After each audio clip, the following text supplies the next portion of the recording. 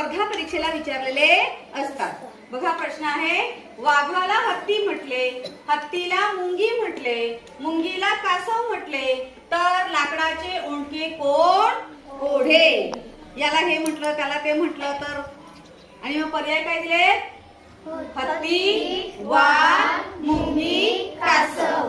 तर आपण हे बघायचं, लाकडाचे ओंडके कोण ओढेल. मग लाकडाचे ओंडके कोण ओढतो? बरोबर, लाकडाचे ओंडके कोण ओढतो? हत्ती ओढतो.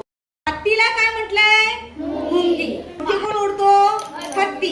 मग त्याला काय म्हटलंय? मुंगी. म्हणून उत्तर काय येणार? मुंगी.